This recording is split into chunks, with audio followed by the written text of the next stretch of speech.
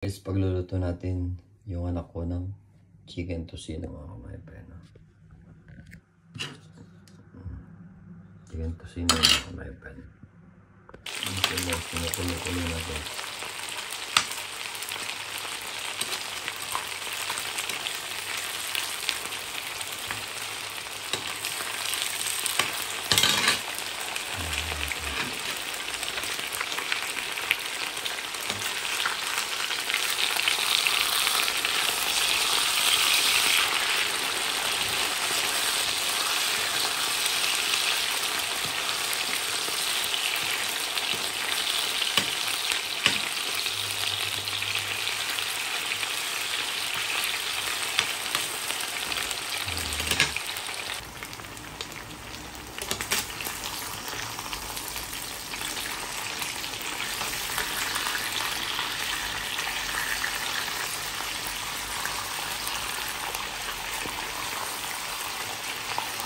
Chicken tocino ito mga kamaypen.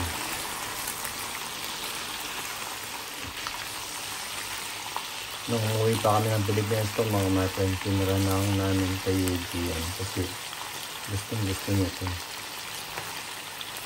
Kaso nga lang matagal siya bago pumunta dito sa Frankfurt.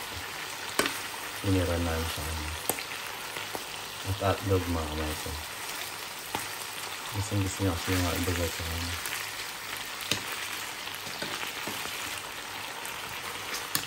Sarap ka mga kamaypen, chicken tocino. Favorite din ni Vanessa ito eh.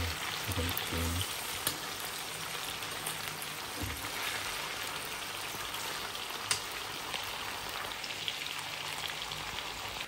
Tignan nyo ako mga kamaypen. Para akong mag-opera mga kamaypen kasi magluluto tayo. Magluluto natin si Gian. 6:30 pa lang dito mga kamaypen. Maaga kaming gumising na Vanessa, maaga akong nagluto para maaga kami nag-issue para maaga kami makapagluto para mamaya darating si Gian. Wala kasi kami dito, nasa trabaho kami parehas eh. So iwan lang namin yung susi dito sa labas sa base, ano ba yan? Sa harap ng pintuan mga kamaypen. And then, ano ba yung sa labas, yung placemat ba yun? Parang doormat mga may paniwan lang na sa ilalim doon. Nagsahin na rin kami, oh.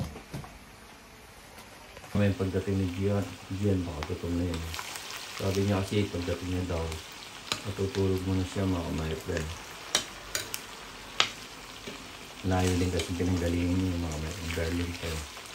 Pagdating niya sigurado matutulog yun.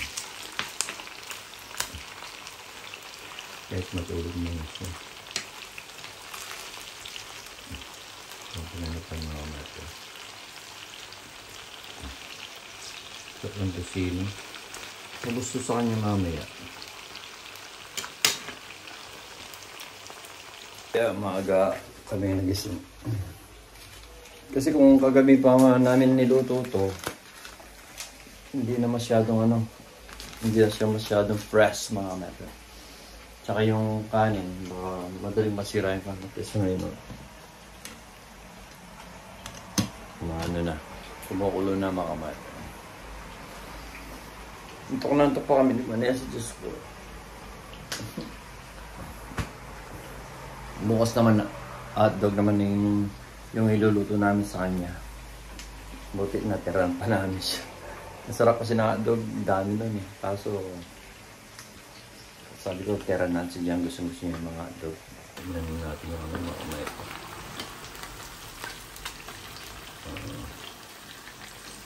Hanggang na nalagay ko.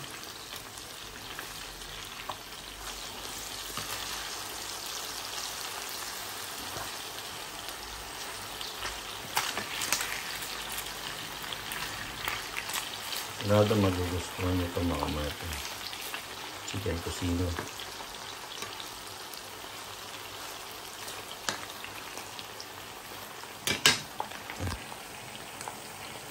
Ito mga kamay, pinangaga namin nagising.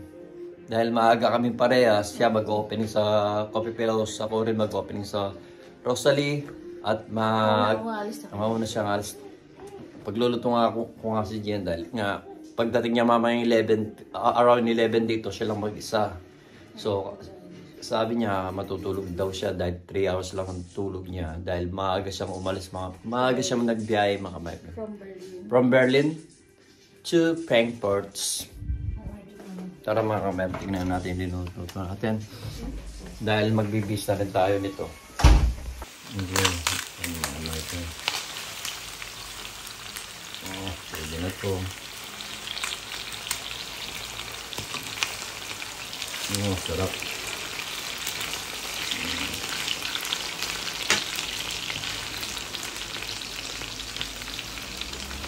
Pwede na to.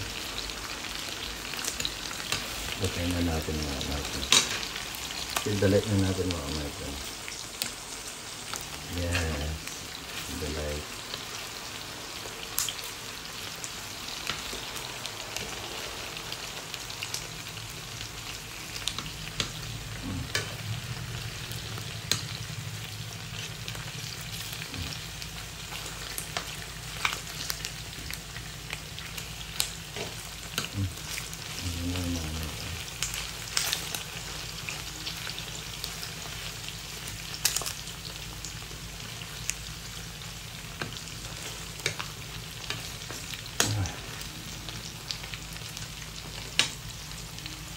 Okay na to.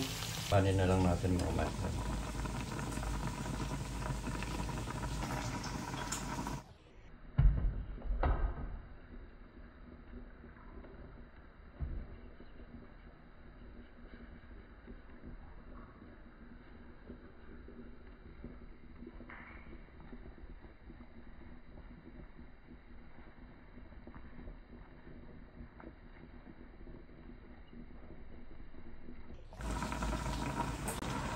So, ano natin?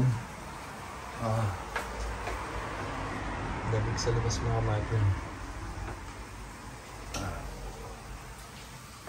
Pwede na to. Sarap. Kung narinig nyo lang ako sa sabi niya, don't touch me, sabi niya mga amoy ako. Kasi nagluluto ako mga Martin, nagluluto tayo ng chicken tocino. Sabi gumagano ako sa kanya. Sabi niya, baka mga amoy ako. Bakit ito, dibdibig ko to eh. Ano masasabi mo? Eh di wow, malapit ang birthday niya. Maganda siya, tanga lang.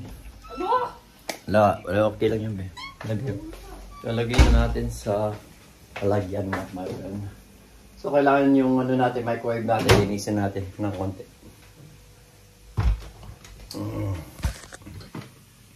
Kaya natin tayo dito siguro. Muna natin dito mga my friend. Para mga my friend, lagyan na natin muna dito. Oh, syrup.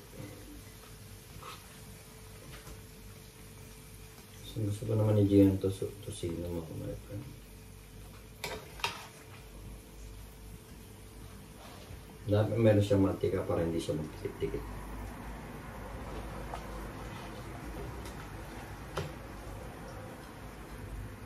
Hindi, magdidikit mamaya ito. Kaya linalagyan ko ng mantika mga maya para hindi siya didikit. Kasi mamaya didikit na ito. Diba? I mean, nakapagluto na tayo ng pagkain ni Gian. I mean, luto lang tayo. Kailangan nilagyan ng mantika mga maya para hindi siya dumikit kasi didikit yun. Sarap niya. Sarap much. Lemon natin pinaglutuan dito. Ito na siya mga friend. And then, kuskusan muna natin yung para hindi masyadong ano.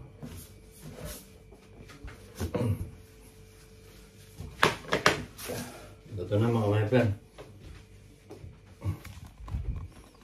So, mission accomplished mga friend. Okay, for Asia ito.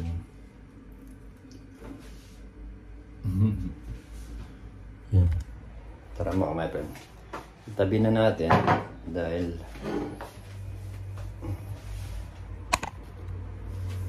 hindi namin nalinis pag mga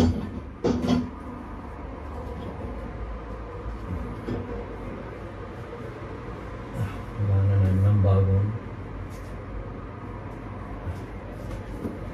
lagyan mo na natin sa microwave mga my friend. At least nakapagluto na tayo. Pagdating niya mamaya, kakain lang siya and matutulog yun. Ngayon dahil tapos na ako. Yung kanin na lang.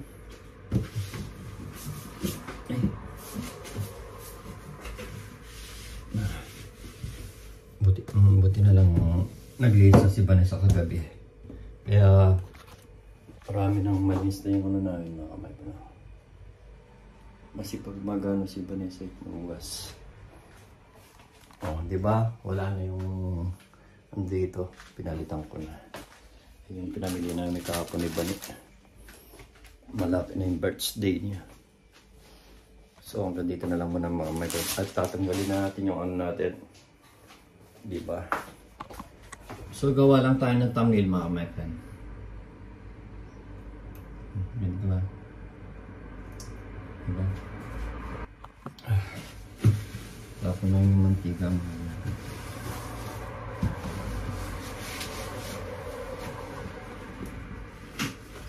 Ayan mga kamay, luto na rin yung kanin. So, luto na rin yung kanin natin. Maghihilamos na tayo. Pwede na tayo maghilamos mga kamay dahil luto na yung kanin natin. Ayan na siya.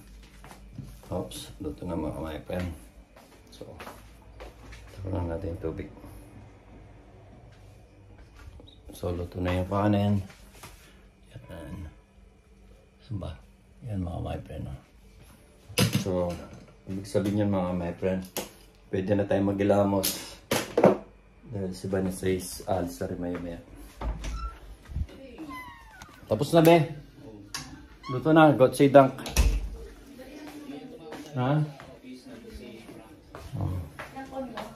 Oh, tinapon ka. Oh! Si Raul din sa ako, sabi niya, niyaya ako sa sabi niya kasi mga amoy sa mga member. Amoy tusino ako. So, nandito na lang muna mga member. Mamayang gabi na lang pag nandito na si Gian at itutuloy natin yung biyahe natin. Tignan nyo, lubog. Grabe sa Pilipinas mga member na lubog. Oh. Grabe lubog sa Pilipinas. Oh. Kay Boy Pacho yan mga member. Kay Chokar ano. Grabe, lubog. Oh. Tignan nyo yung barko mga kamay. Nasa ano na yung barko. Nasa bari, ano na. Pumasok na sa ano. Hindi mga kamay. Ano yung design. So hanggang dito na lang muna mga kamay. Mamay na lang. Ano ba? Sa Nabotas to mga kamay. Sa Nabotas pala to yung ano. Yung parang barko na yan. Oo. Diba? So hanggang dito na lang mamaya. Si Raul. Oo nga eh, hanggang dito na lang mamaya. O hanggang dito na lang muna mga kamapen. Bye-bye! Mamaya na lang pagdating ni Gian. Ayaw niyang, pag-awa ko siya. Oo, sabi niya mga kamapen kasi mga away siya. May tosino na ako. Hanggang dito na lang mga kamapen. Ako naman ang magtatapos. Bye-bye!